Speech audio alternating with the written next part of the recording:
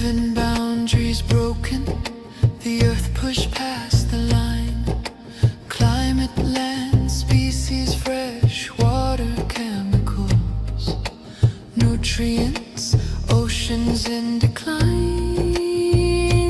Not danger, disaster in real time. Put out the fire, put out the fire. Metafoodians rise, this is your power. And here in India, one truth stands the same. Milk is not just milk, dairy feeds the flame. Cows and methane, fields and forests turn to grain. Politics, culture, carbon, all wired to the same chain. Every cup of curd is heat in the air. Every block of butter is a forest repair. It's not a small habit, it's a planetary affair.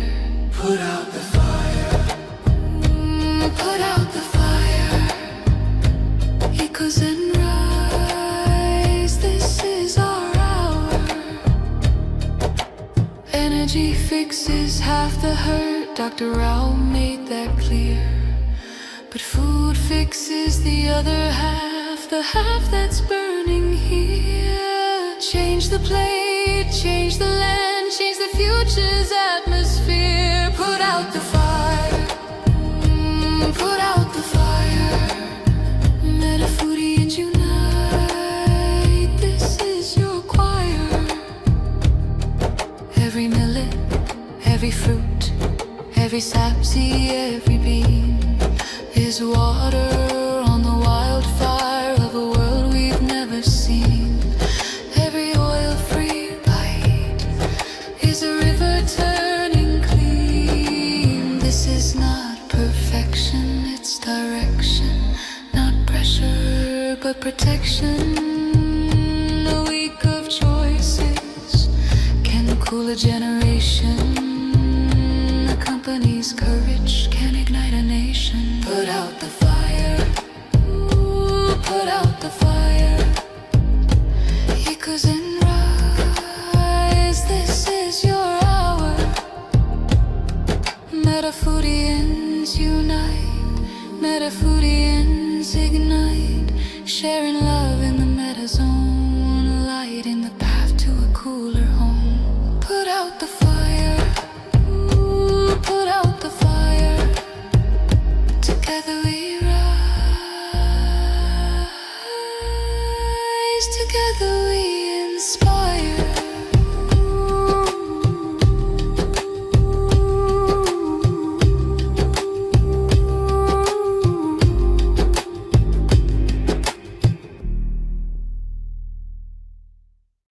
Welcome to the Planet B podcast, where truth, transformation, and faith converge. Join us as we flip the script on ecological despair, guided by Dr. Sailesh Rao's vision for a compassionate, rewilded vegan world. Let's begin the journey to the greatest transformation in human history. Hi, everyone, and welcome to episode 26 of the Planet B podcast. Today, we continue our deep dive into the Oxford Union debate. Dr. Rao, thank you so much for joining us again. Thank you for having this. This has been exciting. Let's begin with the opening quotes by William Penn.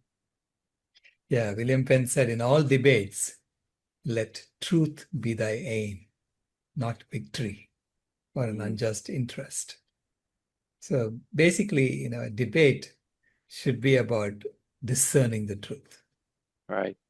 So we are giving our points of view, but the ultimate objective is to help the audience and ourselves discern the truth. Meaning you have to be open to changing your mind when you hear something that other person is saying that points out something that's wrong in what you're thinking. So, but we had a debate on this topic on whether the world should go vegan or not at the Oxford Union in 2023, November. And I didn't hear anything that would make me change my mind.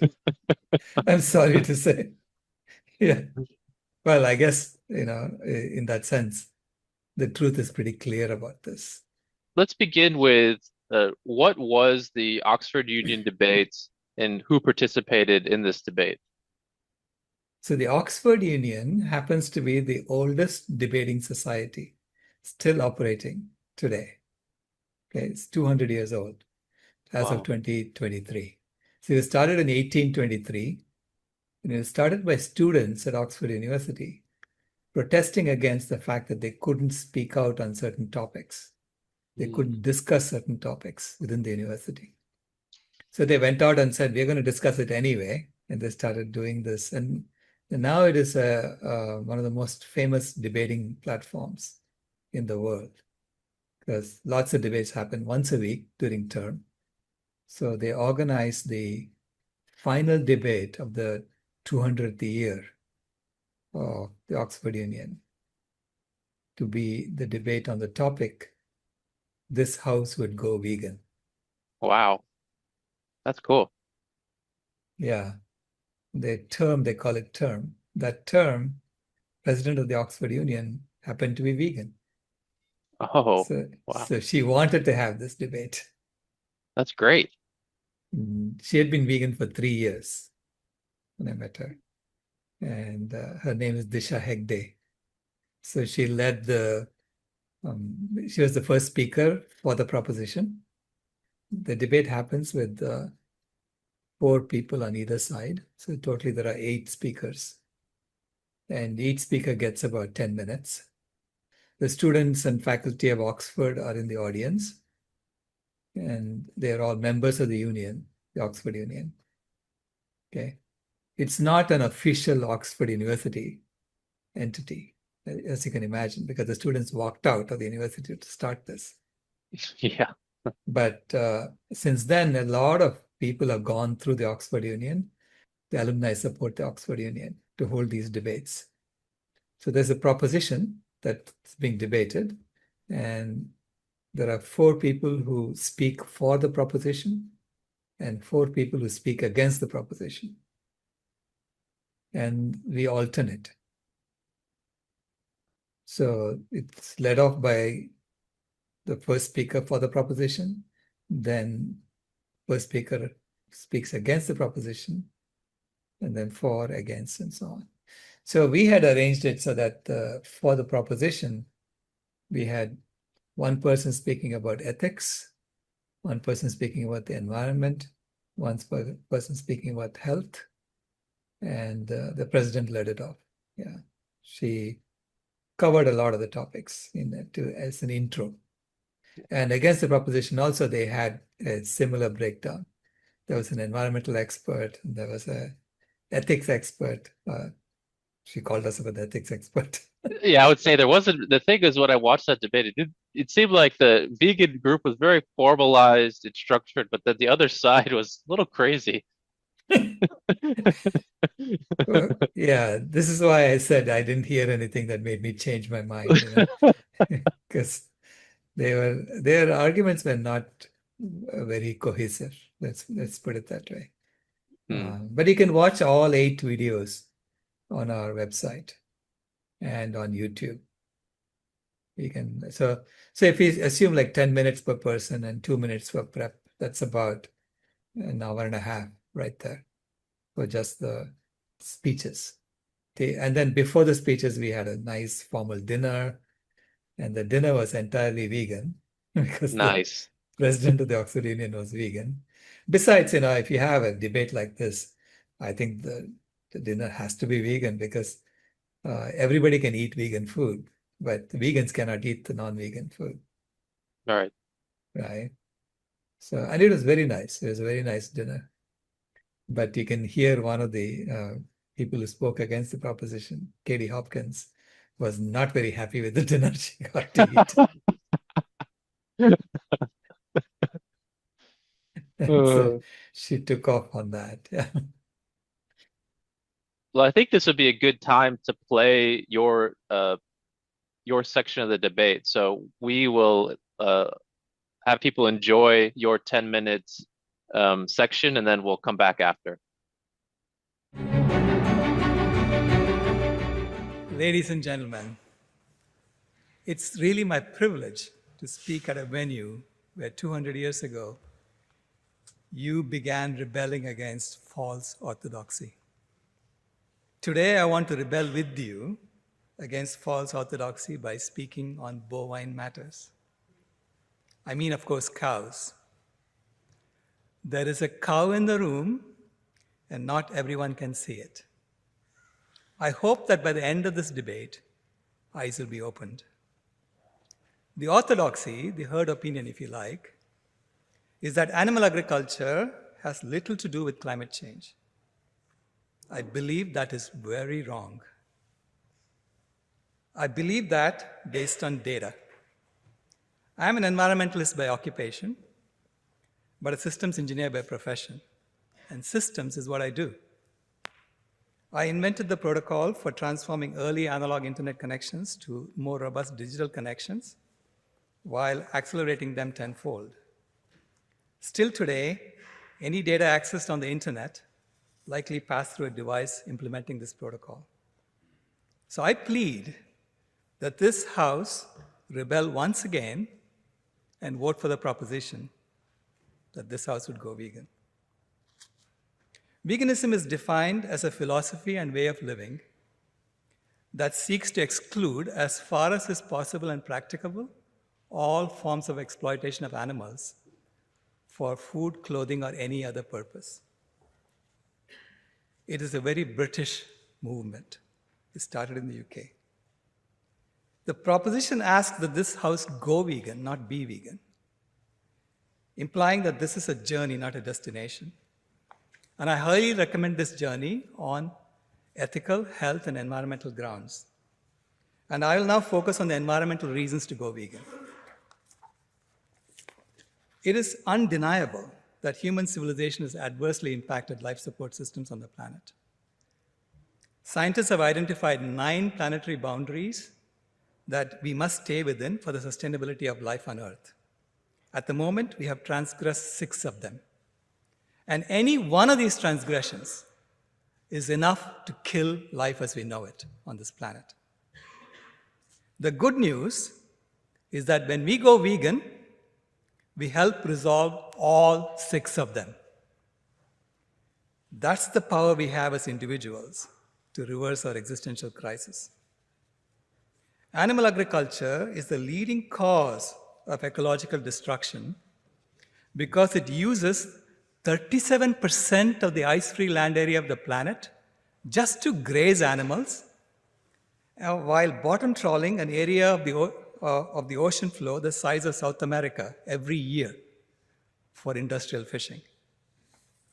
Animal agriculture is the only major activity in which we destroy forests and replace them not with other trees for timber or paper, but with grass, which drastically reduces the diversity of life that the land can support. Animal agriculture is the primary reason why humans have reduced the number of trees on the planet by half, from 6 trillion to 3 trillion over the past 10,000 years. Restoring those 3 trillion trees can draw down enough carbon to completely reverse climate change. Animal agriculture is grossly inefficient because animals must eat 39 pounds of plants to produce 1 pound of human food on average, a burden which the world can no longer afford. By going vegan, we can give nearly 40% of the land area of the planet back to nature, as well as the entire ocean. When we restore the native ecosystems on that land, we can grow most of the 3 trillion trees that we cut down over the past 10,000 years. This helps resolve all 6 planetary boundary transgressions. The least violated transgression is freshwater change. Rewilding the land that's currently used for grazing animals will restore the freshwater cycles of the planet. The next is land system change. Going vegan will allow us to return nearly 40% of the land area of the planet back to nature, resolving this planetary boundary transgression. The next worst transgression is climate change, which can be resolved when the excess carbon in the atmosphere is absorbed in the trees and soil that we can restore to the ecosystems of the planet.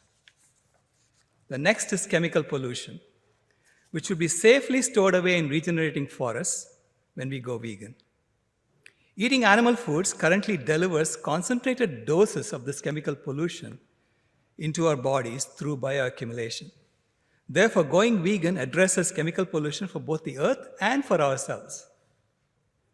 The next worst transgression is nitrogen and phosphorus loading, mainly through our overuse of synthetic fertilizers for crops. Since over half the crops are being fed to animals, going vegan will resolve this transgression as well.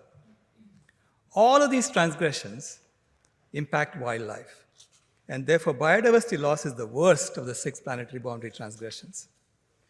By restoring habitats for wild animals and allowing them to freely live in the ocean, we resolve this transgression as well. If instead we let wild animals die, we die. It's that serious. There are 2 explanations for perhaps the greatest threat ever faced by civilization and all life on Earth: the imminent danger of runaway climate change. One explanation, the one we hear about all the time from our leading climate spokespeople, is the burning of fossil fuels. It is certainly true that the burning of fossil fuels contributes greenhouse gases to the atmosphere, thereby warming the planet. But the other explanation, what I call the cow in the room, is rarely addressed: the human folly of exploiting animals. So that is animal agriculture. Excuse me.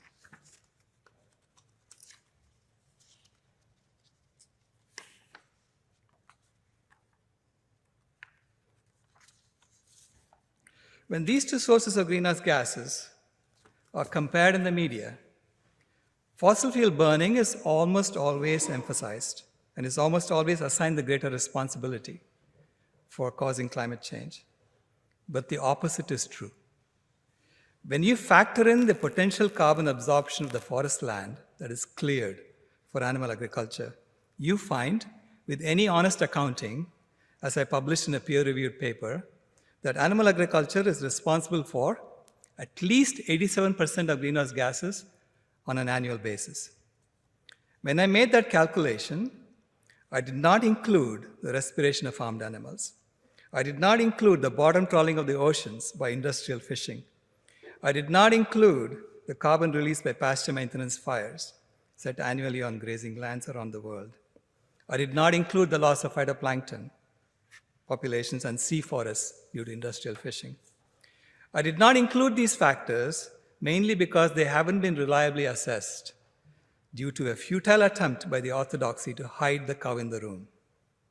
But it seems clear to me that if we could estimate these factors and include them in our calculation, we would find that animal agriculture is responsible for, wait for it, more than 100% of greenhouse gas emissions into the atmosphere. Now that sounds unbelievable. How could it possibly be responsible for more than 100%? Because the evidence points to the possibility that the earth will cool in a vegan world even if we continue all our other activities as we do today. The cessation of animal agriculture will result in healthy oceans, healthy forests, and healthy soils. And if we want to reverse climate change, then we must adopt a strategy that can draw down greenhouse gases from the atmosphere. Healthy oceans and sea forests can do that. Healthy soils and trees can do that. Solar panels and electric cars cannot. Now, I'm not a supporter of the fossil fuel industry. Far from it. It's my engineering assessment that we must wean ourselves off fossil fuels eventually, but gradually. But if we burn fossil fuels to heat and cool our homes, to transport ourselves, to ship goods, to manufacture goods, these are all social goods. What social good comes from animal agriculture? Nothing. Only obesity, heart disease, diabetes, cancer, biodiversity destruction, soil depletion, falling of our waterways, antibiotic resistance, dangerous and dehumanizing work, animal cruelty, climate catastrophe, world hunger, and let's not forget pandemics. Indeed, there is nothing that will not improve when we end the cruelty and folly of exploiting animals.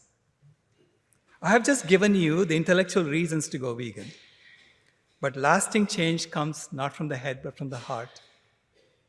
In that regard, I have made a pinky promise to our granddaughter Kimaya that the world will go largely vegan by 2026, which is the year we will have killed almost all the wild animals on earth if we do not change course.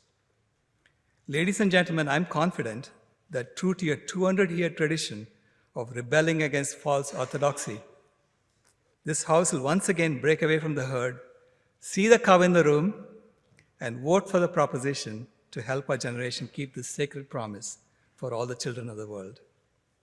Thank you for your consideration from the bottom of my heart.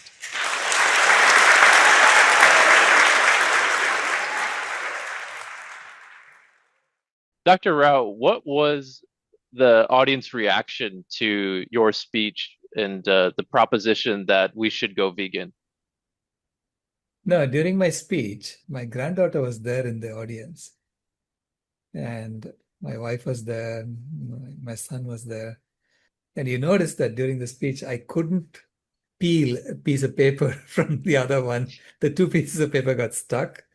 So I spent about 15 seconds trying to get the paper apart because I wanted to make sure that I covered all the things I needed to say.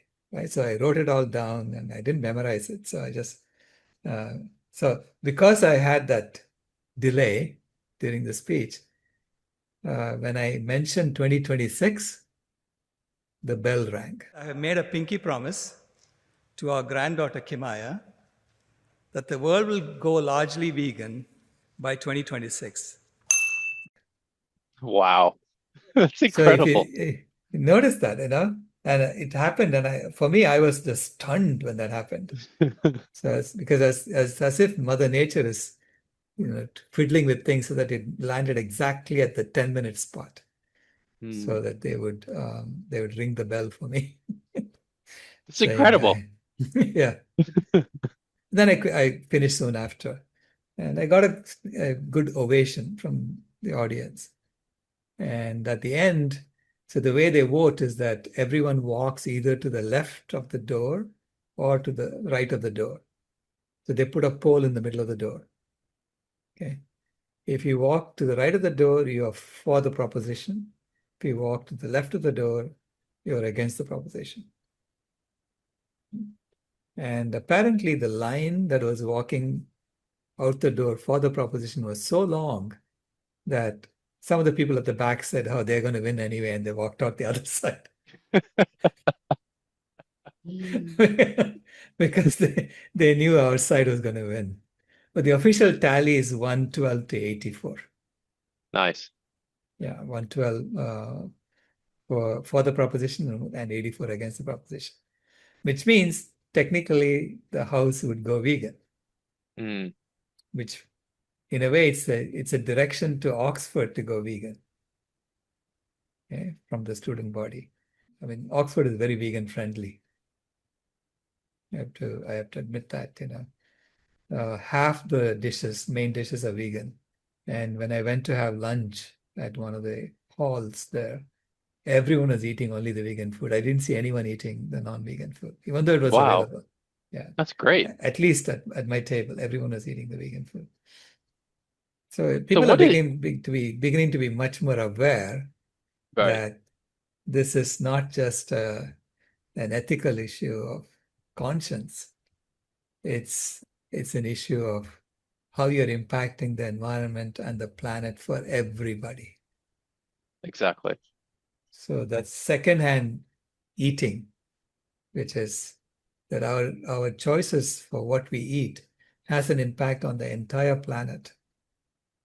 Okay, whereas with secondhand smoking, my smoking had an impact on those around us. Okay, not the entire planet. I mean, you could argue it eventually diffuses and goes to the entire planet, but it's so diluted by that time. But this one has an impact on the entire planet, right? Because we normalize this as a culture, eating animals. because of the numbers that you gave of each side, there was probably around 220-ish people in the room. And Right.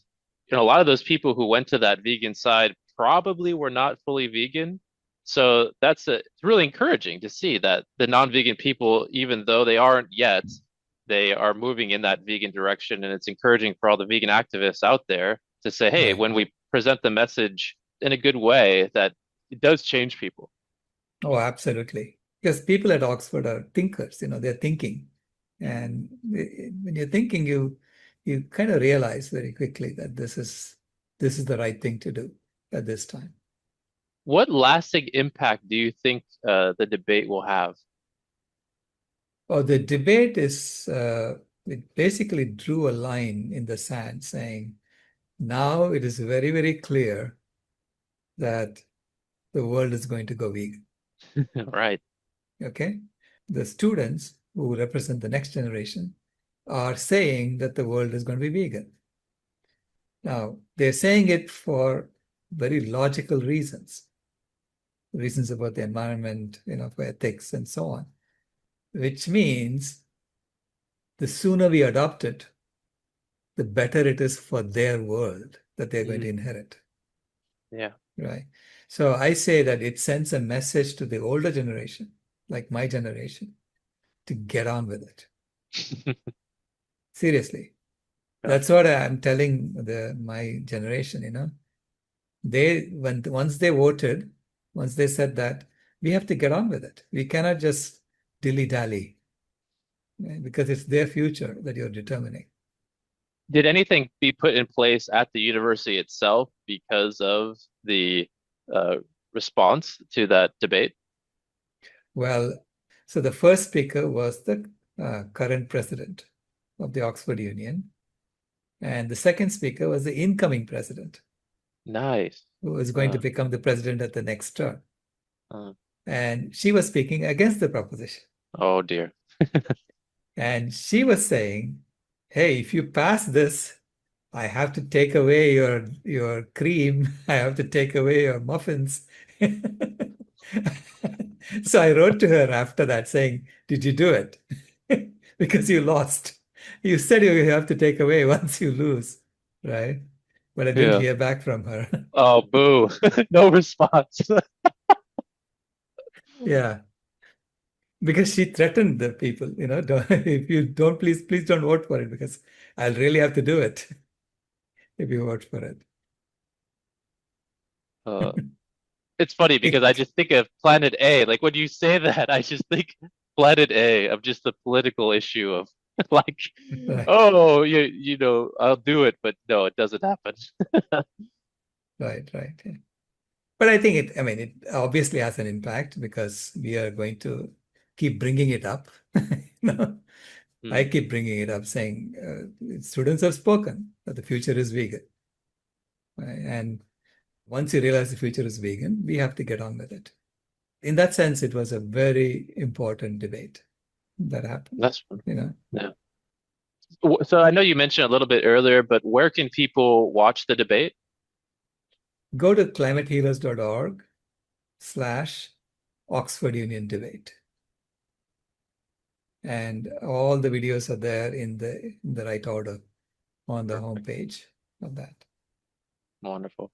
And again, you mentioned this a little bit as well, but if you could expand on it, if you don't mind, is why is it important to get this message out to the youth, this vegan message?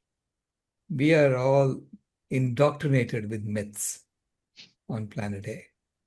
Okay, and the myths tell us to go against this message. The myths kind of tell you that protein is only found in animal foods, and calcium is only found in dairy foods. So these are essential components of your diet that you have to eat and so on. So the myth is something that you do unconsciously, okay? Because everyone is doing it around you. It's like the air you breathe, you normally breathe like that. So the myth is the way society operates, and you just go along with it. And it's important to reach the youth and help them think consciously out of it, out of that myth. All right. Okay? So that's the only way to break a myth. like that. And so you have to consciously now adopt axioms as opposed to unconsciously following myths. The myth controls you, and you control the axioms that you choose. And going vegan is about adopting new axioms in your life. So it's saying these axioms are not what the prevailing culture is saying is the right thing to do, but this is in alignment with who I really am. You know, and it's important to get the youth out of that, break the trance that they are in with the myths and break them out of it as soon as possible, because those myths are literally destroying the planet around us. Yeah. One of your big topics you discuss on Planet B is education, education, education. How do you think the education system should change so that this message is being properly shared with the youth, and then the youth feel empowered to go and bring about Planet B through veganism, through rewilding, and through all the efforts that are being propagated by climate healers? Well, ideally, I would like all educational institutions to adopt the Planet B axioms. Because the Planet B axioms, the axioms that we have been talking about, are logical, and you can verify that they are correct. Yeah. They appear to be true at this time, right? And if an educational institution is not aligned with the truth, then it's lost its entire legitimacy. Right. Right. See, this is why once I found out that I had been lied to in my education about protein and calcium, I was very upset initially. I was like, how dare they lie to me? I mean, I trusted these people, right? So you lose that, trust. And this is why I am telling education institutions, please, as quickly as possible, change your curriculum. Adopt the axioms and change your curriculum.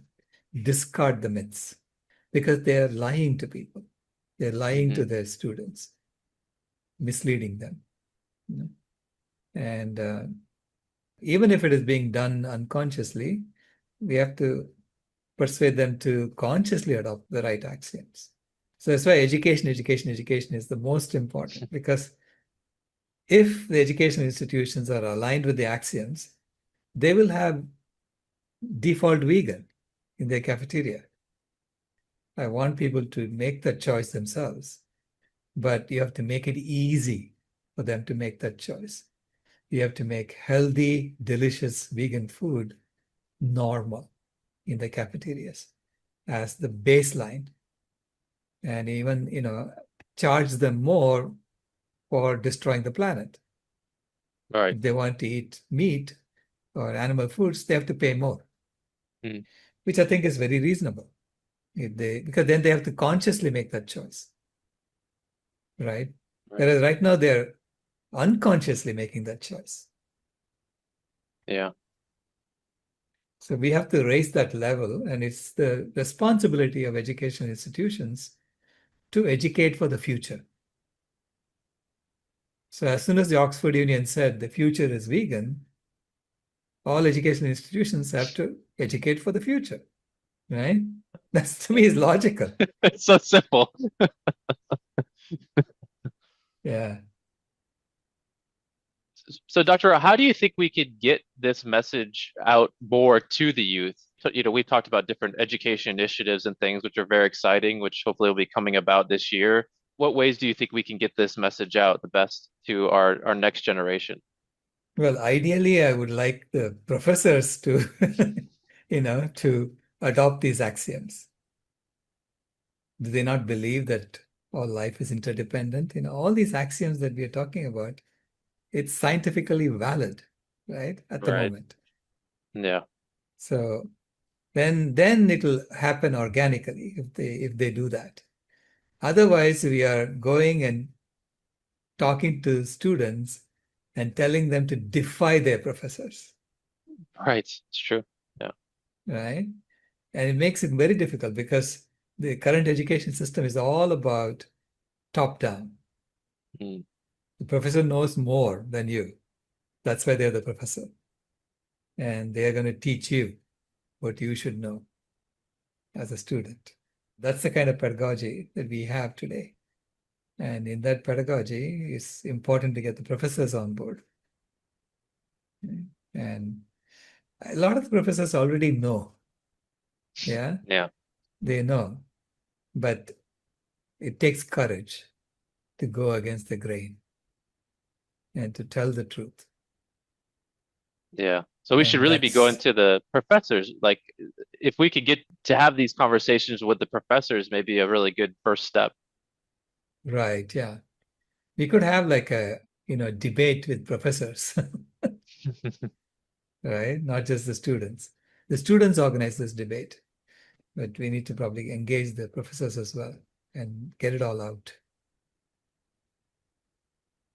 Yeah. I'm thinking of organizing a conference, inviting academics to come and submit papers on Planet B. Critique it. Right. Tell me why I'm wrong. Right? Tell me why this is not the right way to do it. It kind of encourages them to do a deep dive themselves then, to try to Right. poke holes in it. Right. It's a really good idea. Can invite contributions from academics. Yeah.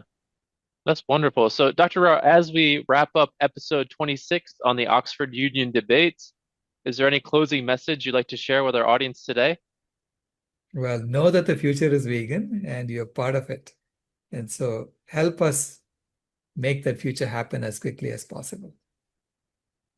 So Awesome. thank you. Well, thank you so much, Dr. Rao. Thank you so much to our audience today.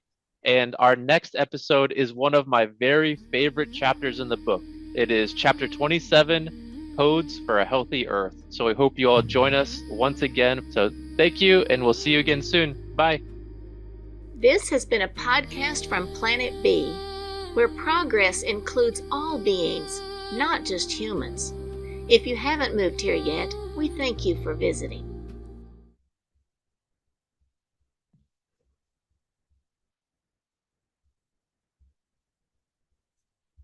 Brahm.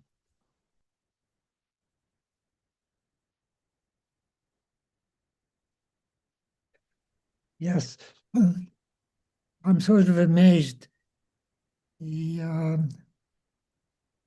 Every section becomes better and better. I didn't expect too much from this because I had heard it before, but the way you gave it was so convincing to me. It is unbelievable. And I think I'm experiencing now what you have not gone through for a long time. Namely, I have some of my friends, scientists, I've approached and I told them that I worked with you. And in the beginning, I had a nice conversation, but most of them didn't respond at all later on. They thought it was poison. I guess. Right. So I thought this morning that actually the best thing to do is probably go to the daughter of the scientist. We know them quite well, and to ask them to read your book. Okay.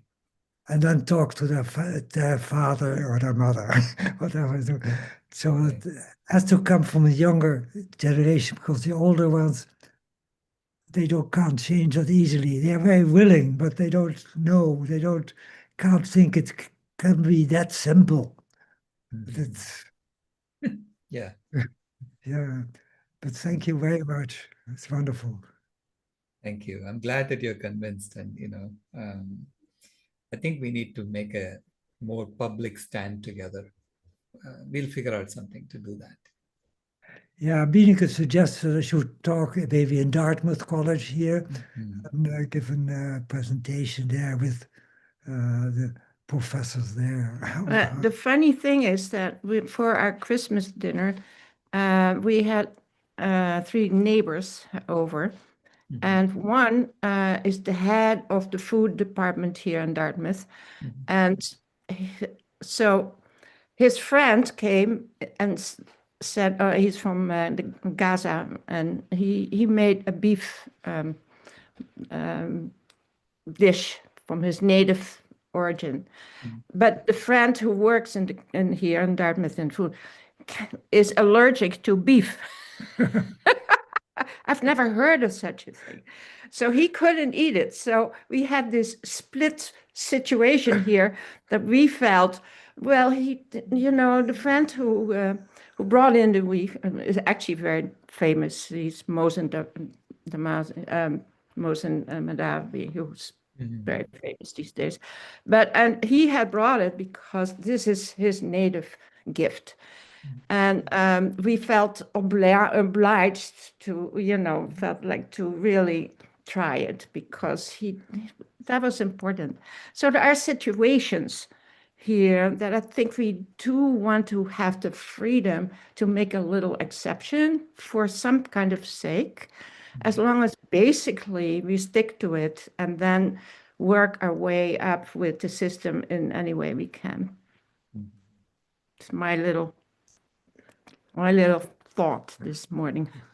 In the chat, Planet B is asking if he could connect with you because he's part of a team that goes to colleges and teaches people how to cook plant-based. Oh, And good. They're willing to come to Dartmouth and with a team and help the cafeteria understand how to cook. Oh, fantastic. Wonderful. That would be great. We're looking for something to do, really. That would be All right. one. Okay. I'll connect you with them. Okay. Yeah, Separately. that would be very good. Yeah. Thanks, Minik. Ray?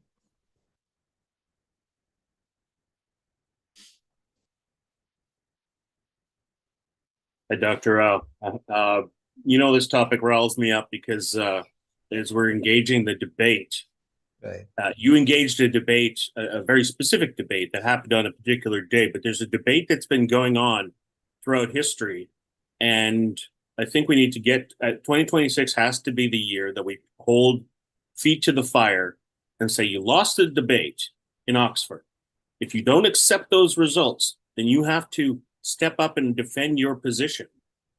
Right. They have to come forth and say, okay, I don't like who is representing us in that debate. I reject the results because I wasn't there.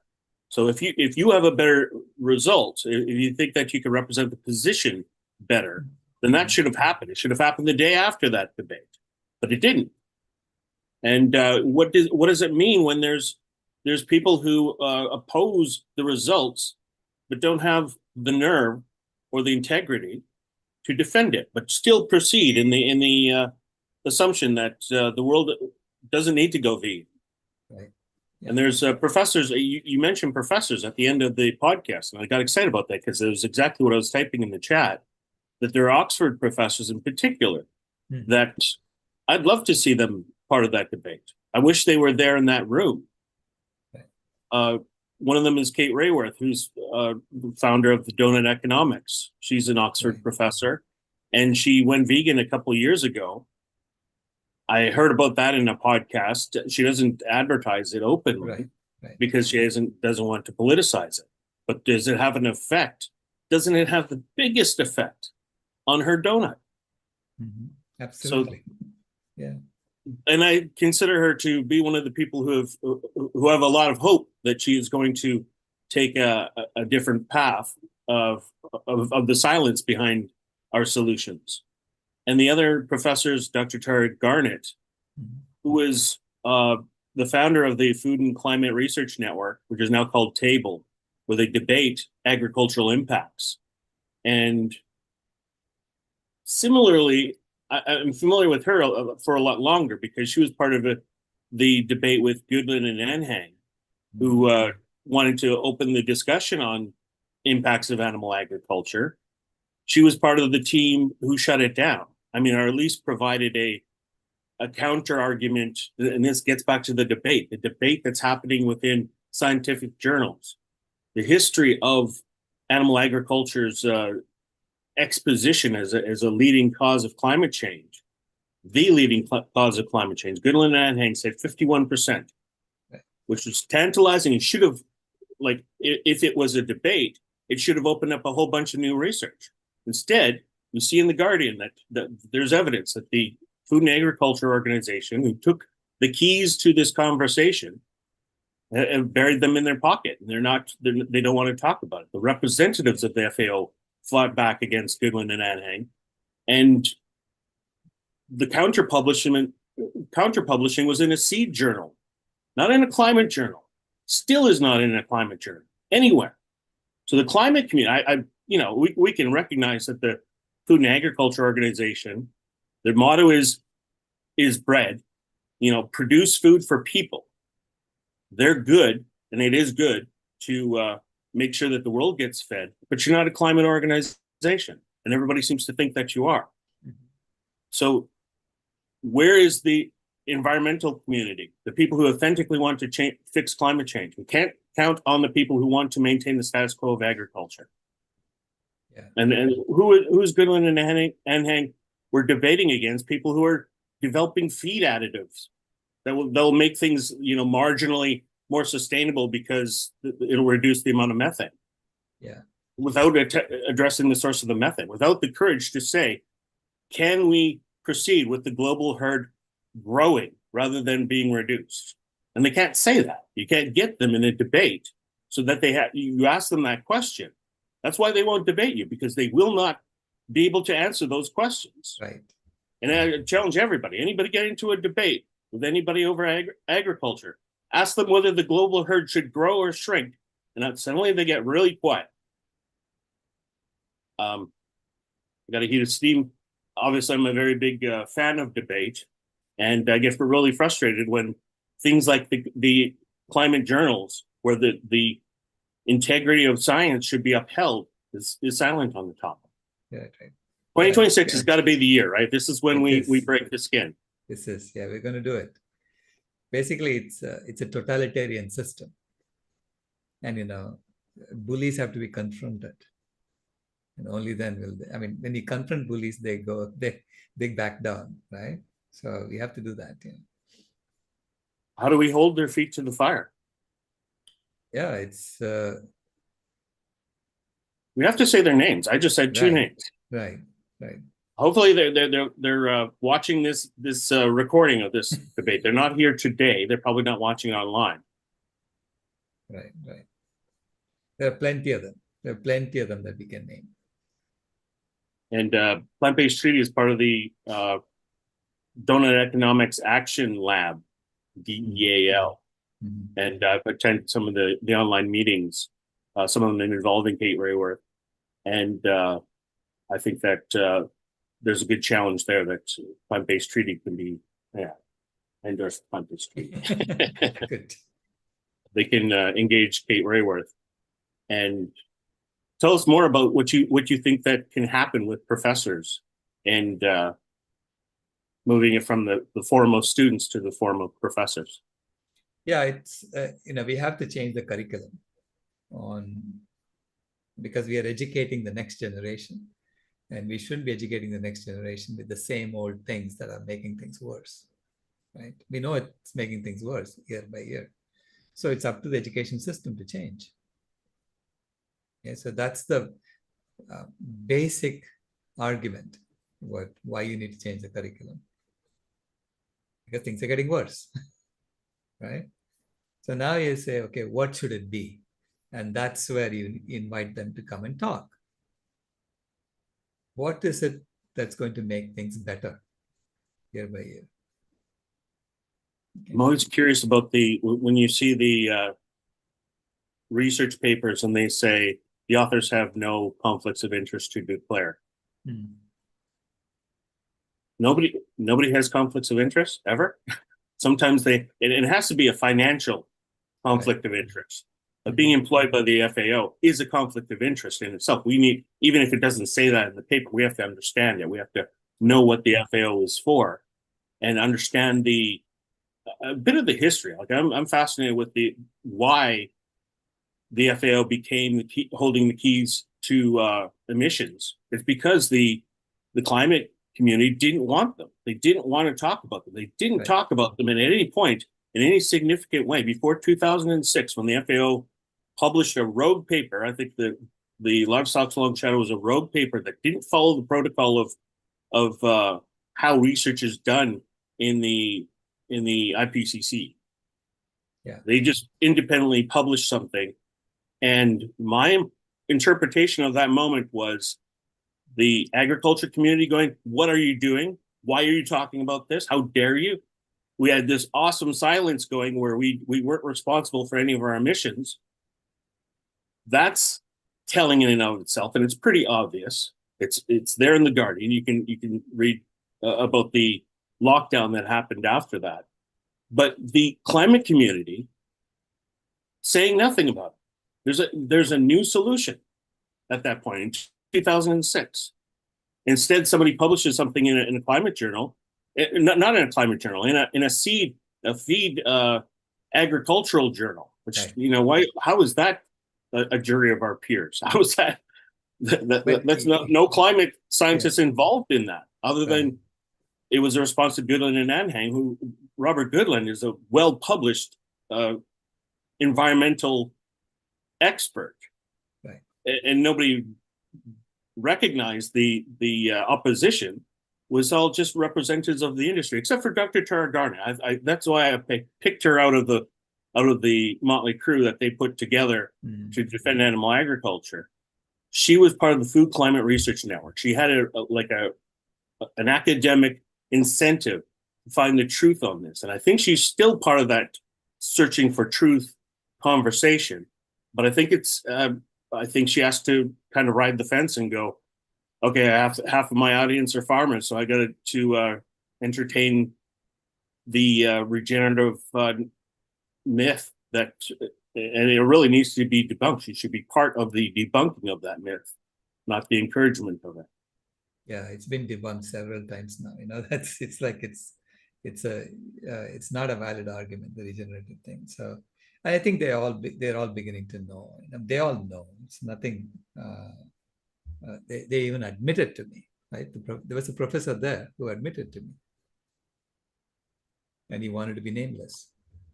So it's about courage at this point. Leadership and courage is what we need.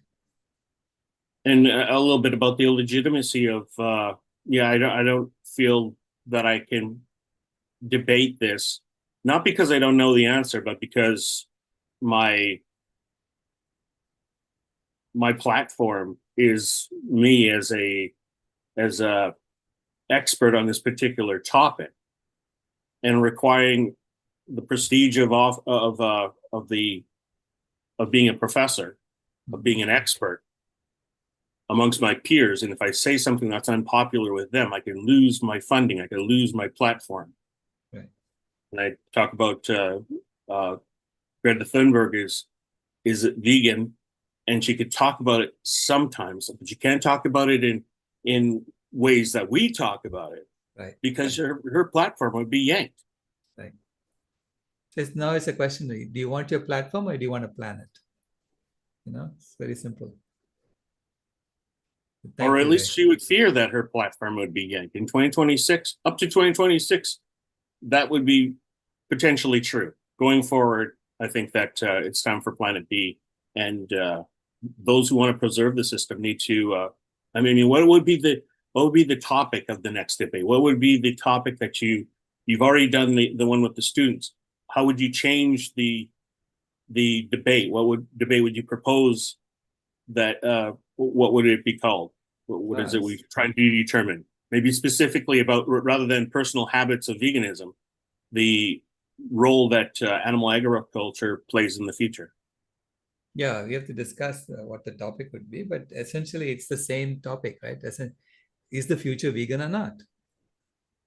If the future is vegan, then get on with it. Let's get on with it, right? So that's the point I'm trying to make with them. The student debate was about personal habits.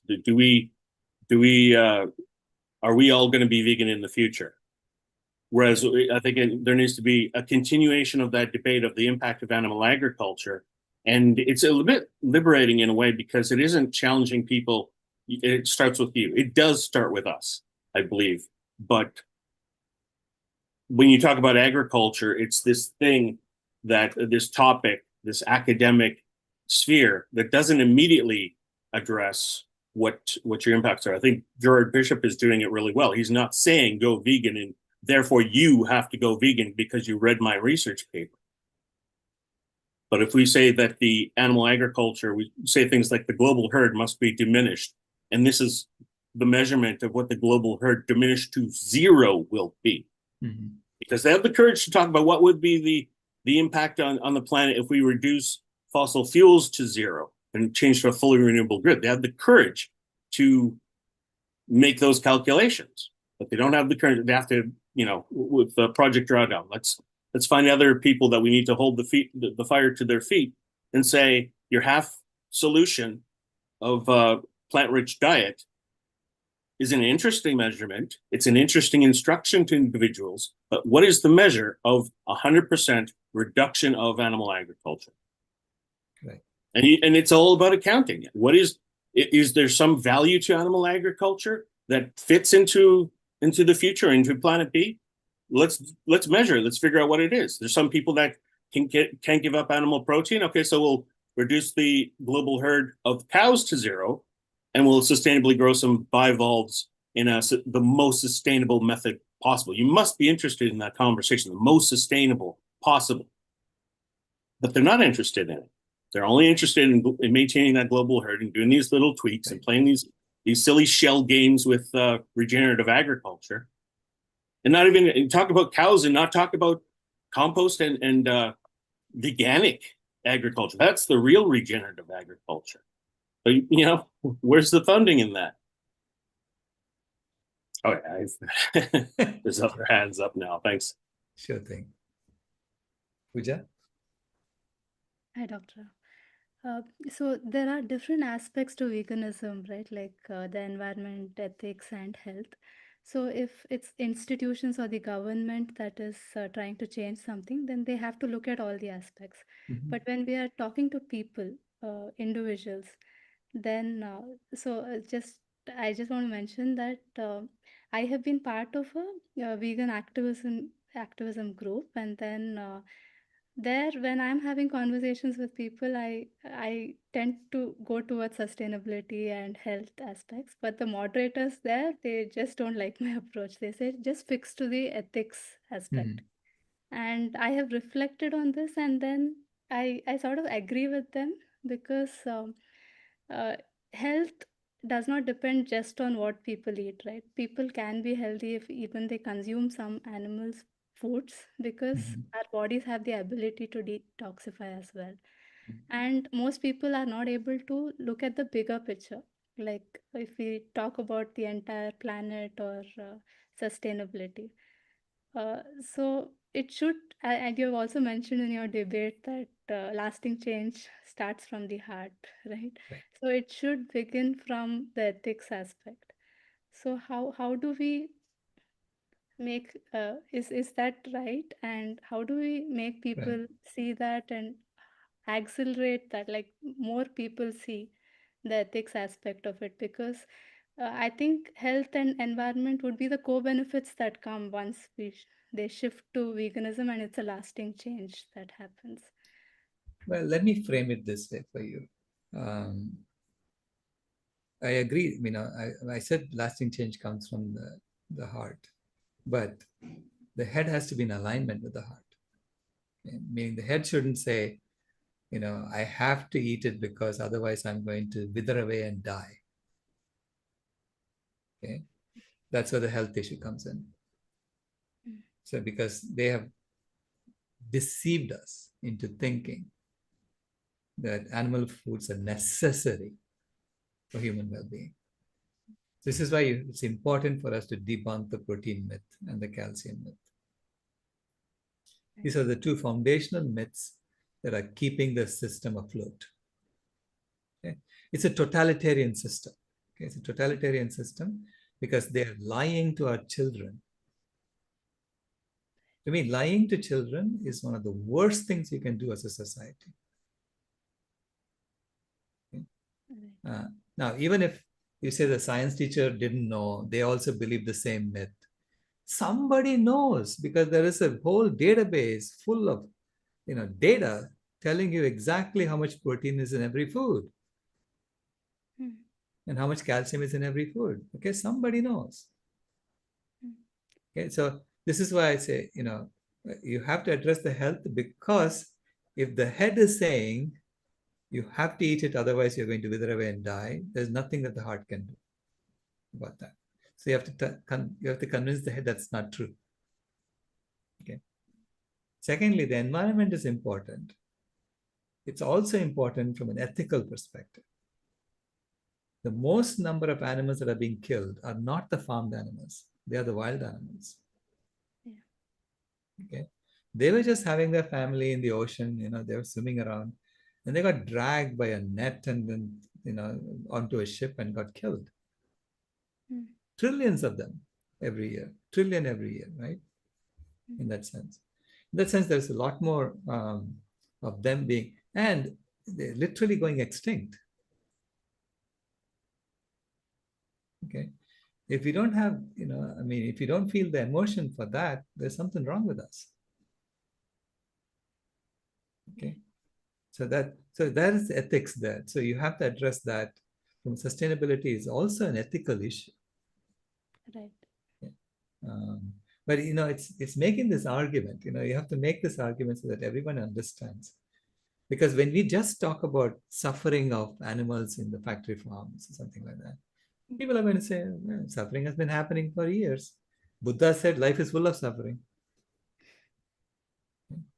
And they're able to just forget about it. But sustainability says it is urgent. Right. You don't have much time. We don't get our act together, you're not going to have a planet. This planet is getting browner and browner year by year. And at some point, the life support systems are going to crash. This is why I say I'm grateful every day I wake up and I'm able to breathe. And I'm not joking when I say that, okay? Because I understand how systems collapse. And it's sheer foolishness to be stressing those systems, the life support systems, to that extent. Yeah.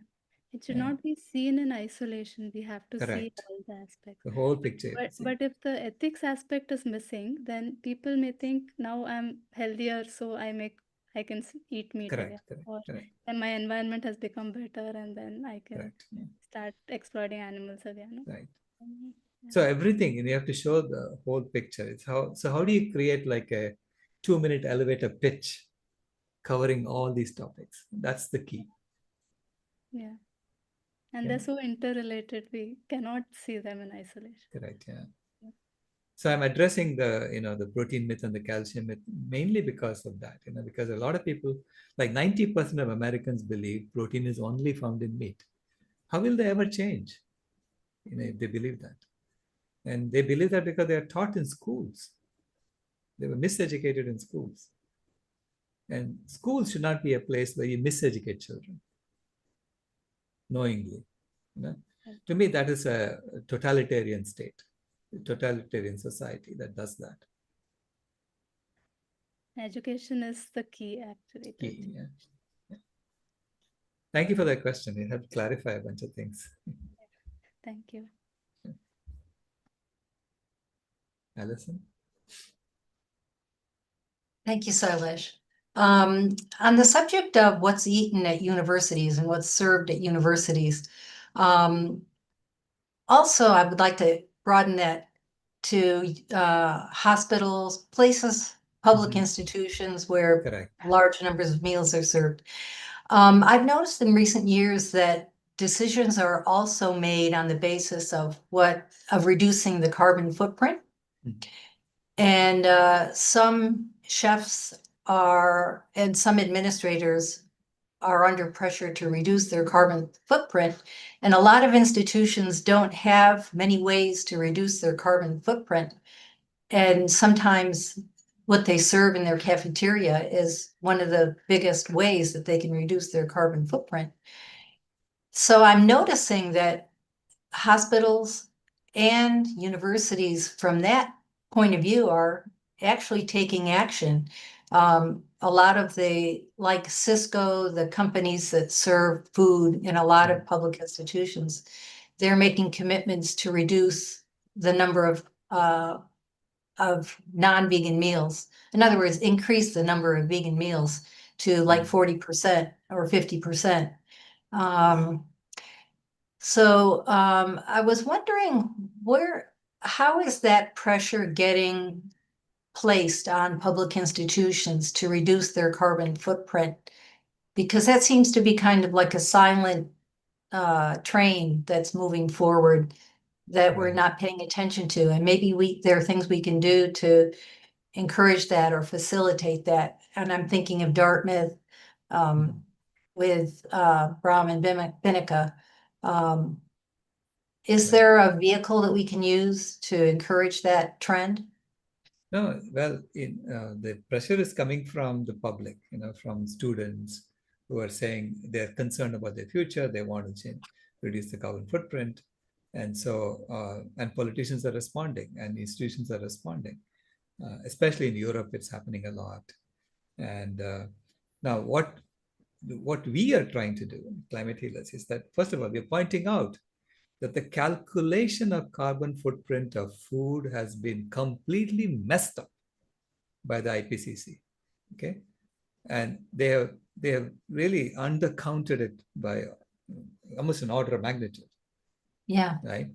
And if you get the correct numbers in there, everyone will be jumping on this as quickly as possible. Okay. Has anyone done those calculations? Well, that's what we are trying to work with Susan on her. Okay. Because so she's got all this individual data for each food item and so on. And I'm saying, okay, let's calculate the total based on the FAO's numbers of what the total is. And see, does it match? And it doesn't match. It doesn't match. Okay, because I know that. So I said, if it doesn't match the total that I'm calculating, we have to figure out how to fudge it. So we're having a meeting next week on that. Yeah. With Pooja and my brother Umesh, who's joined the team. And because he's a very good engineer at figuring out what is wrong with the data. He'll nail it. He'll figure out why it is messed up. And well, so this way we want to offer, like from Climate Healers, I want to offer people a new metric, new way of measuring your carbon footprint that's accurate, that reflects what we are saying. It's 87%, including opportunity cost.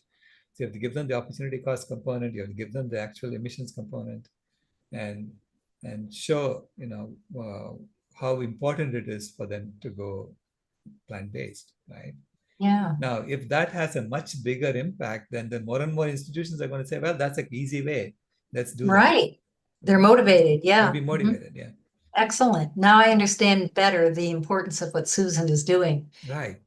For hospitals, for universities, for large institutions, that serve food, prisons, the corrective, No, she's doing all of them, so which is why it's a good way to get them to come on board with all the interventions. But then they will see that the food intervention is the best thing they could do. Right. Okay. Excellent. Thank you so much. Thank you. Sai? Hello, Dr. Rao. So I had a question after we had the podcast, in the Q followed by the Q&A this morning. I wrote it down actually. So why is nature not showing any signs of loss of biodiversity? Climate change is showing up as extreme weather events. Shouldn't we be angry on nature and Mother Earth for not showing any symptoms of the number one transgression? If Mother Earth and wildlife needs our help, she should scream for help just as anyone else would. Otherwise, how can the public and the society know? This is my question. No, she's screaming. They're not listening. She's screaming. Okay. It's all, I mean, it's, you hear it in the silence around you. Think back to your childhood. Were you hearing a lot of birds outside? Do you hear them now? But at least I hear them here. Yeah, you do. Okay, you're lucky. Yeah, there are very few birds left,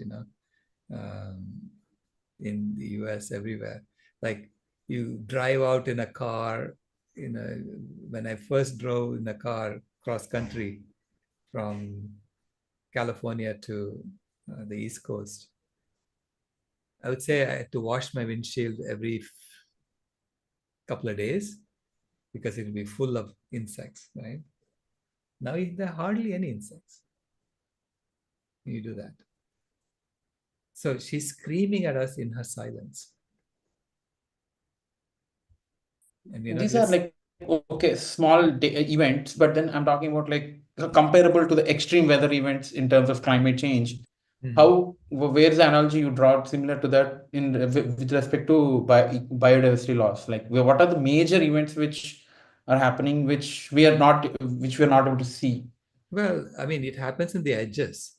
So you go to the UN Convention to Combat Desertification. They're saying 40 million acres went desertified this year.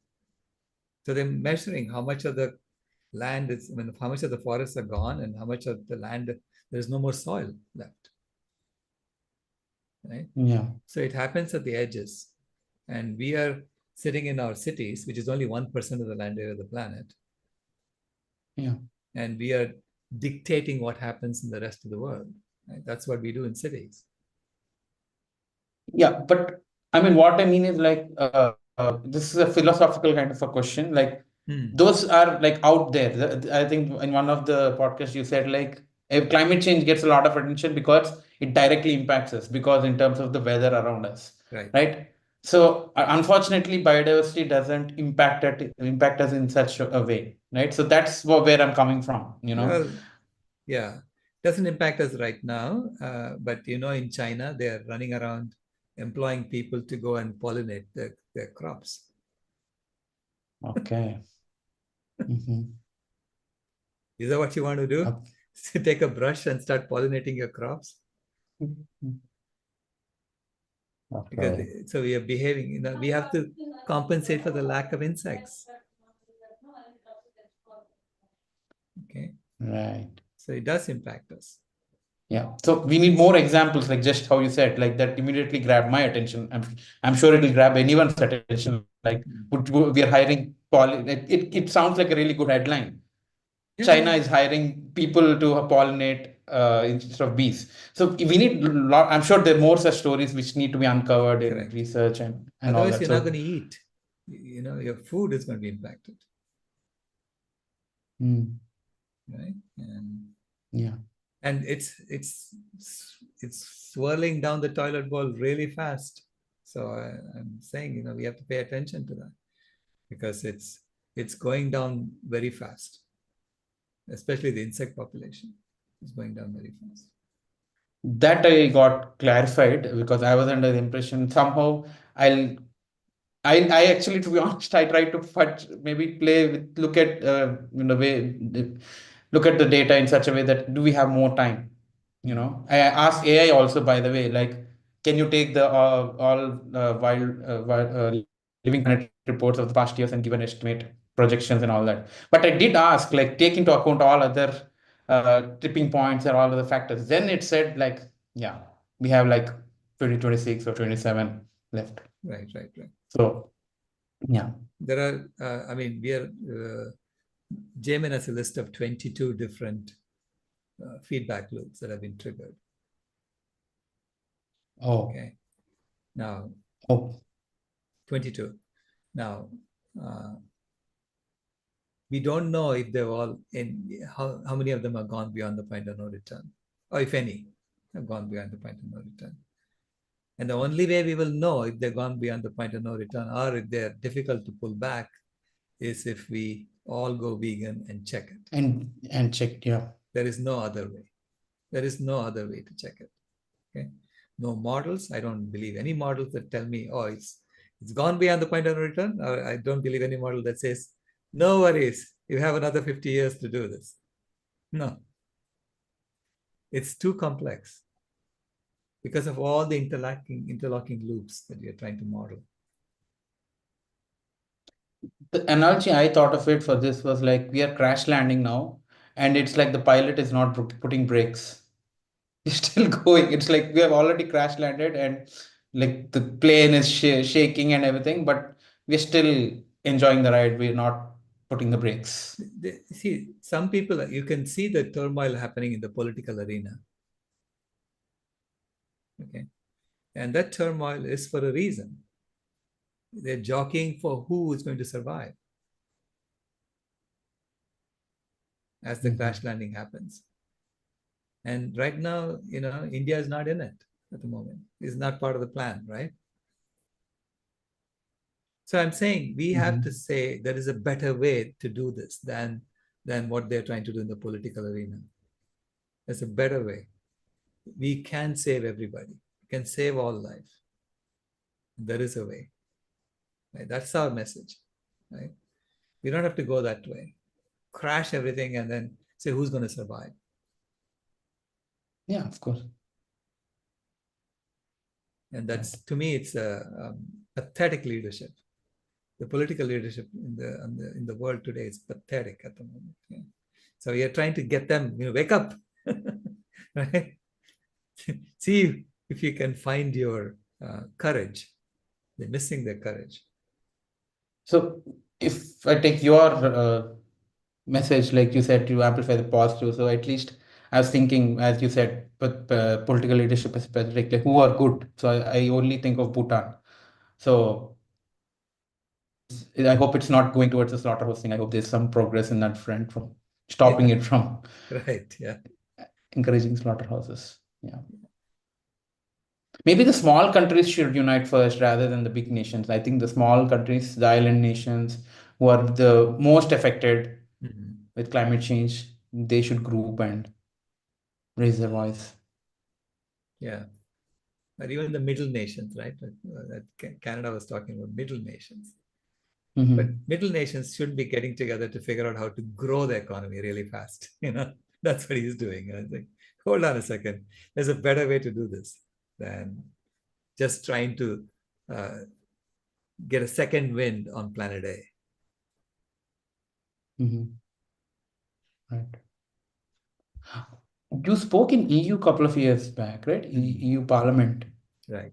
Are you planning anything like that this year? If they invite me, I'll speak anywhere. Right. Okay. Yeah. Thank you. Let others ask. Thank you. Toby.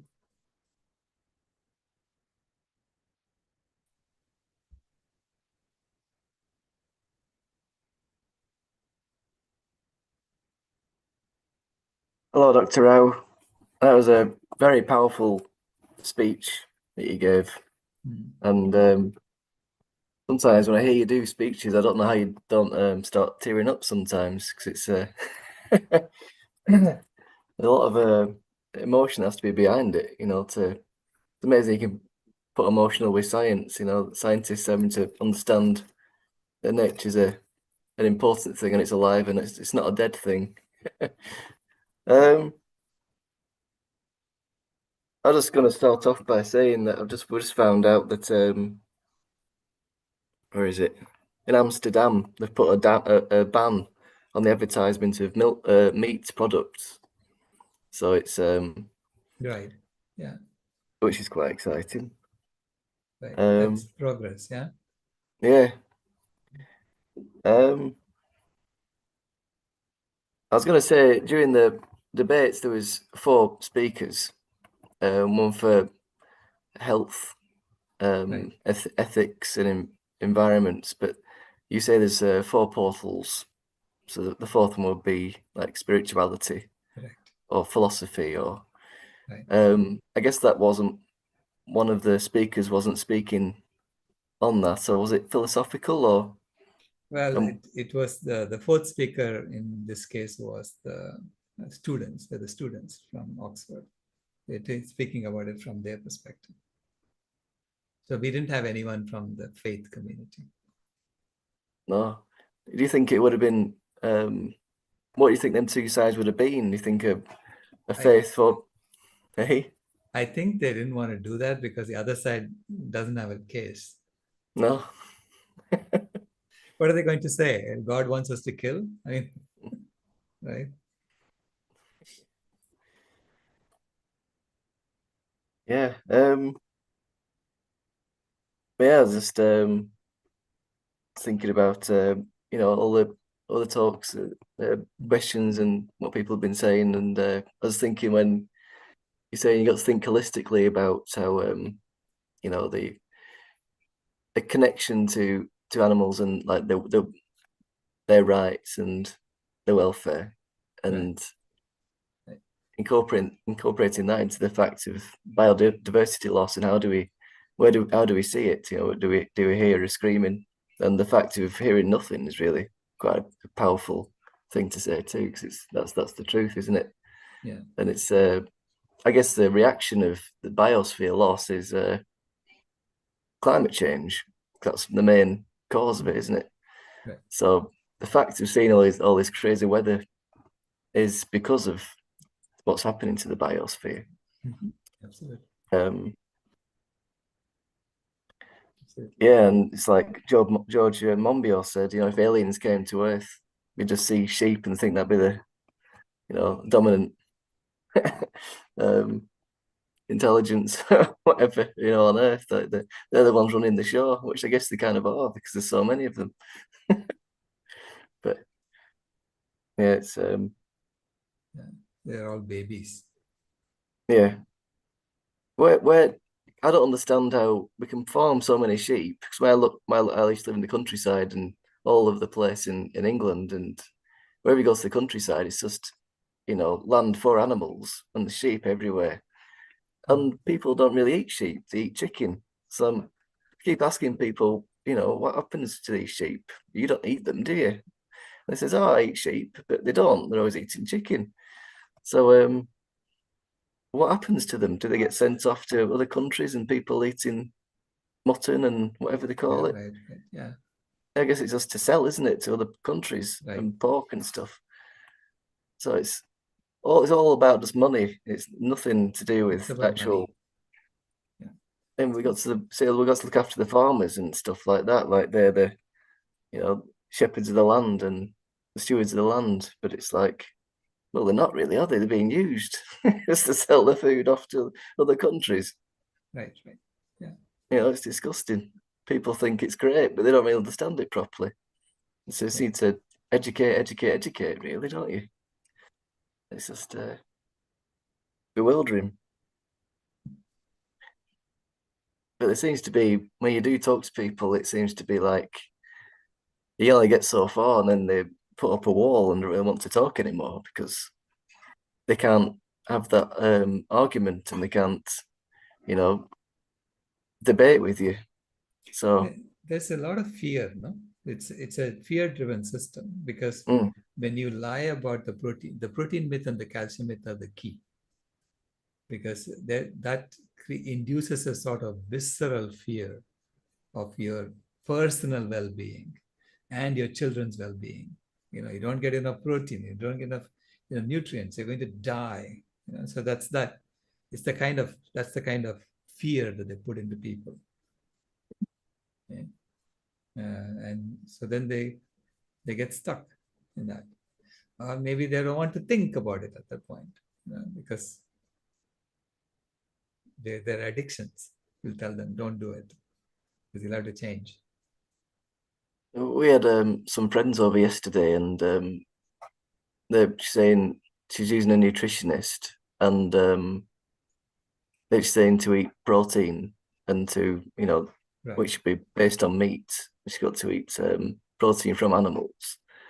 And I was saying just about what I've learned throughout the years and all the research I've found. And I say it's not really true. You don't need to eat, meat and to get your protein. It's just, and as she's not going to the gym to get massive muscles or anything like that. So, these nutritionists are still pushing the, all this false information, Right. and they're trying to make people sick still, so they can keep their jobs, something like that. And it's just funny. It just feels like you're just living in a conspiracy theory. People don't want to believe you. And then I was talking to one of my friends, and I says, "I've got all this data to show you on my PowerPoint, and this information, like data from the government, it's the own government's data from the IPCC." And he was like, "Wow, that's amazing. Like, how have you managed to get this? It's free to everyone. You've just got to go through it. It's difficult to read, but when you go through it, if you break it down, it says some incredible stuff." So basically, we have their information, don't we? And Right. we're just here to show it and present it instead of it, being all twisted. Right. Thank you. But these speeches you give are brilliant. I'm always wanting to hear them. I'm always sharing them and talking about them because they're so powerful. Thank you for that. Thank you. Tammy? Hi, everyone. Oh, there's a lot of comments I can make around that. The one thing I thought about, Toby, was I was actually sharing John Robbins' wake that's online with both my partner and a girlfriend of mine who just wrote a letter to the Sai Baba Center. Because every time my grandmother says she wants to get involved, she just joined, I say, "What is your action step this week?" And so she studies with Sai Baba and or the center, and they're serving tons of dairy. So one of the grandmother's campaign when we started was to write letters. And so that's my ask right now. If there's a letter that you would like to write, Toby, from the grandmothers. I was on there, I was watching Brenda Davis. She's a nutritionist from Canada, quite well known, a very good friend of John Robbins. And we can start giving you contacts and emails, and you can go to her website and give people actual nutritionists, dietitians she worked really hard because she was a trailblazer dietitian for vegan plant-based nutrition. And she spoke at our Convergence. So there's a couple PowerPoints on our Convergence on the Trello board, so you can have access to those resources and give people resources. So if you need resources just to give professionals in that area, Brenda Davis is one of our grandmothers, and she's also done a couple PowerPoint talks, and she would probably her website kind of says it all. She probably wouldn't want me giving out her personal email, but that's a start, because she really was the trailblazer in diet, and she had to work really, really hard, Toby. She's such a gentle, beautiful soul, and she wanted to make sure that she could counteract any debate in any arena in the dietitian world. And so she said for the first decade, she studied so hard and just wrote so many papers. So I would like to give a big shout out to her. I just did an interview with Harsha, who did McAdoo. It was a very good interview, but he's really focusing on the faith industry. In the faith, I said industry. That's so funny because that's what it feels like to me. So I was telling him, so he's going to visit. So he's making the connection. His next documentary is about veganism and Buddhism, and how most of them feel they can do whatever, but that was never the precepts. And I told him I just came back from a Vipassana meditation retreat. I just wrote a letter, actually, I sent to Sailesh to put on our website that I'm sending to all the Vipassana centers, and I'm going to actually put a link that Harsh is going to give me as one of the interviews. But all the women got together, and our teacher was this nun from Sri Lanka. And she said, "Oh, the doctor told me I can eat chicken and dairy." She's, because I brought up the dairy question in front of everyone. I said, "How come we're serving dairy here when it's the most cruel and death-promoting practice, killing practice in the industry?" And and it doesn't fit with the Vipassana teachings. And she said, oh, my doctor said I can eat chicken and dairy. She said, do whatever you want. That's what she told everyone. They didn't serve animal flesh, but they served the liquid flesh, which is dairy. So I really like that Harsha's targeting this this group. He also told us any videography we need for Calf and Cow to use anything from his documentary. But I asked him, I said, do you feel like, because part of the Grandmothers campaign is widening our circle of compassion, do you feel like we are widening our circle of compassion to include the mothers of all species? And he said, the dairy production since the film has gone up 23 to 30%, and so has beef. So what do we do with that? I mean, I know that there's always chaos before the shift, but it's hard sometimes to hear that. Yeah. They're hell bent on driving us over a cliff. Yeah. So we shall see. We have to keep at it. So, but the bell rang at 2026. So I am convinced it's going to happen because the bell rang at 2026. Yeah. I didn't ask for it. I wasn't, planning on it. I just, but I was made to go and pull those two pieces of paper apart for 15 seconds, and the bell rang at 2026. Mm-hmm. Thank you. I need to go. I have a client. Thank you, everyone. And the Grandmothers will be meeting again starting Wednesday, the first Wednesday of the month, every Wednesday night at 5:30 Pacific. If anybody wants to join, it'll be in the Convergence room to bring in,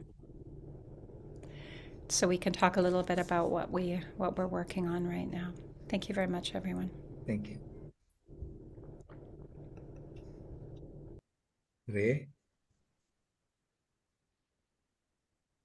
I hesitate to evoke her name, but one of your opposition in the debate was Katie Hopkins. And I'm kind of fascinated in her role in this because she was clearly in a different headspace than the rest of her debate partners. And she was involved in the debate. She cracked wise. She was making jokes throughout the whole thing and appealing largely to that late majority and laggards who resist any movement. Generally they want to try to maintain the status quo. So she was kind of the biggest opposition to your position, because as you pointed out, a lot of your debate opponents confided in you that they're actually on your side. It's just a matter of degrees. Do we need to go vegan, or is there something less that we can do? Is there some way that we can participate without going vegan? Where she was like, veganism is dumb, and cracked wise in ways that humor is very engaging to people. There are people who like to dunk on vegans, and she gave them more material to work with. She mocked you for Mr. More than 100%. Yeah. How can you have more than 100%? There's an interesting right. correlation with that, and it's something that U.S. president has recently reduced emission, the cost of things more than 100%. Right. The pharmaceuticals.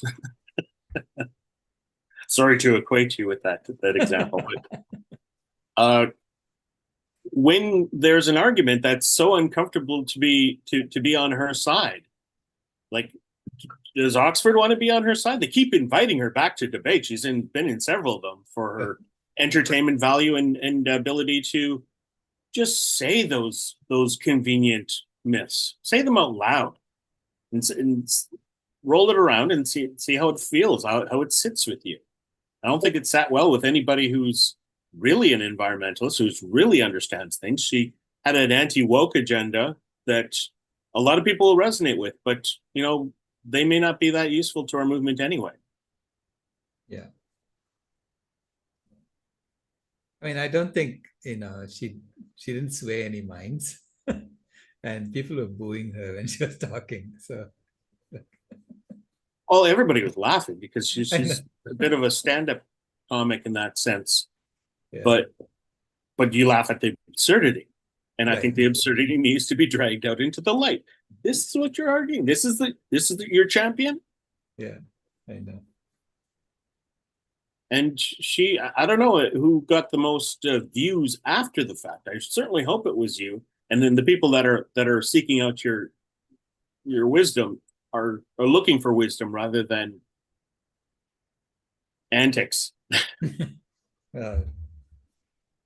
Yeah, no, I think she has a big following, so I'm sure she got a lot of views for what she was But this is saying. my point. I think it's working in our favor. Right.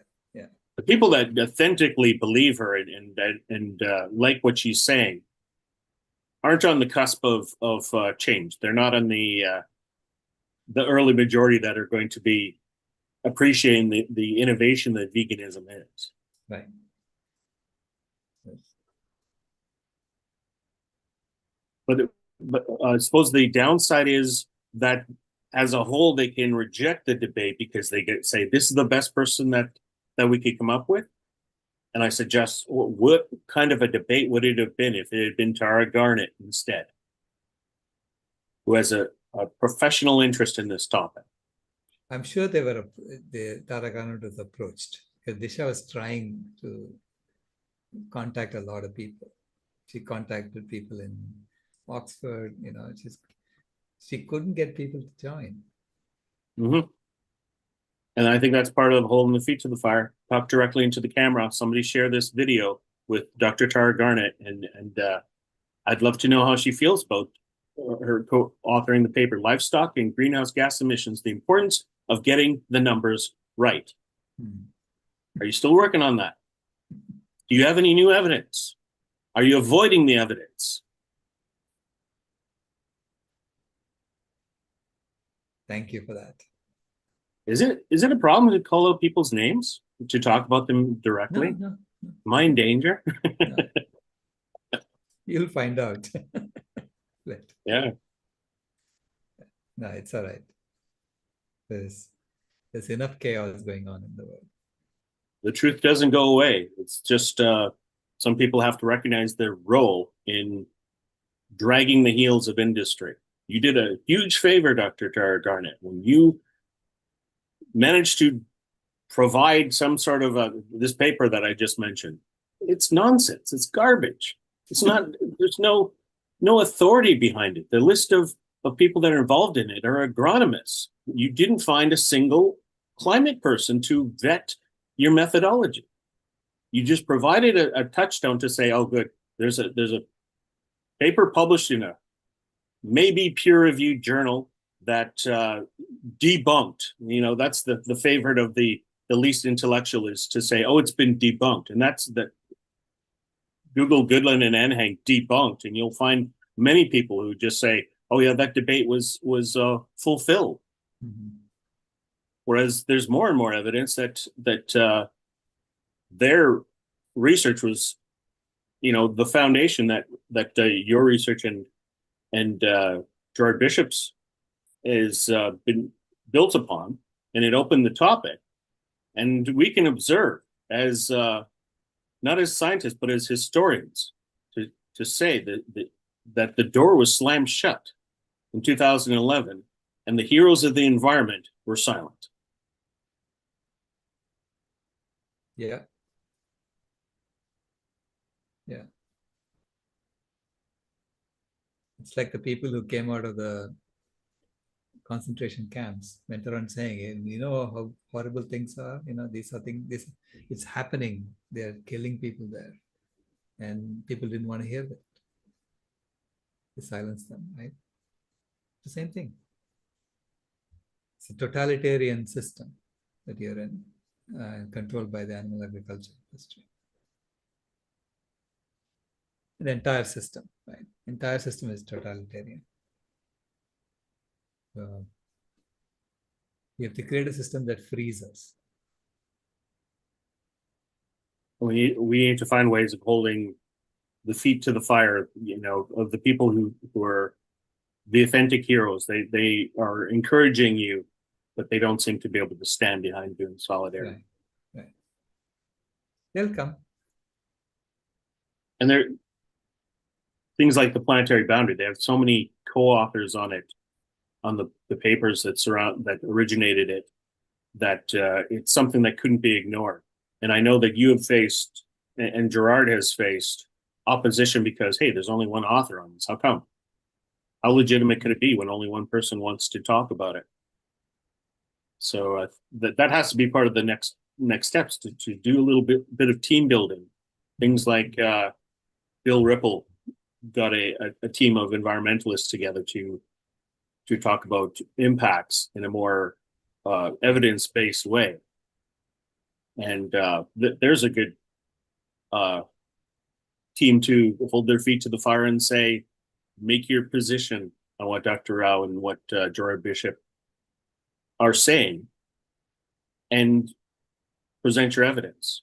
Part of it is science, but because you're using the available science, and part of it is the accounting. That's usually where the politics are fully engaged, and the history of our understanding of methane impacts has been manipulated. There's no other way to put it. They observed their solutions. They started with their solutions and then built a story to support renewable energy, which you've given the perfect example of the drunk person looking for his keys under the street light, even though he knows that's not where his keys are. It's just where the light is.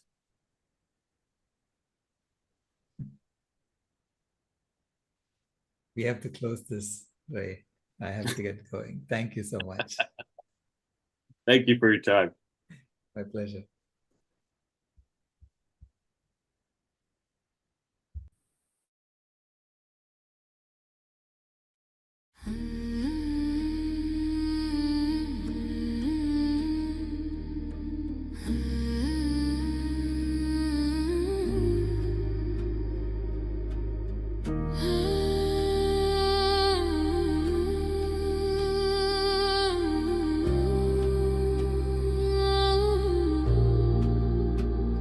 The house is burning, but we're still sitting in the glow. Phones charged, lights on, pretending we don't know. But the forest is silent, the river's running low, and the flame on our plates is the strongest fire we throw. Put out the fire, put out the fire. Echoes and rise, this is your hour. 7 boundaries broken, the earth pushed past the line. Climate, land, species, fresh water, chemicals, nutrients, oceans in decline. Not danger, disaster in real time. Put out the fire, put out the fire. Metafudians rise, this is your power. And here in India, one truth stands the same. Milk is not just milk, dairy feeds the flame. Cows and methane, fields and forests turn to grain. Politics, culture, carbon, all wired to the same chain. Every cup of curd is heat in the air. Every block of butter is a forest repair. It's not a small habit, it's a planetary affair. Put out the fire, put out the fire. Echoes and rise, this is our hour. Energy fixes half the hurt, Dr. Rao made that clear. But food fixes the other half, the half that's burning here. Change the plate, change the land, change the future's atmosphere. Put out the fire, put out the fire.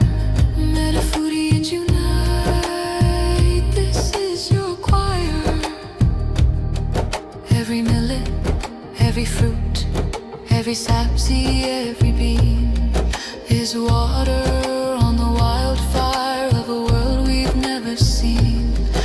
Every oil-free bite is a river turning clean. This is not perfection, it's direction. Not pressure, but protection. A week of choices can cool a generation. A company's courage can ignite a nation. Put out the fire. Ooh, put out the fire. Echoes and rise. This is your hour. Metafoodians unite. Metafoodians ignite. Sharing love in the meta zone. Light in the path to a cooler home. Put out the fire. Ooh, put out the fire. Together we rise. Together we inspire.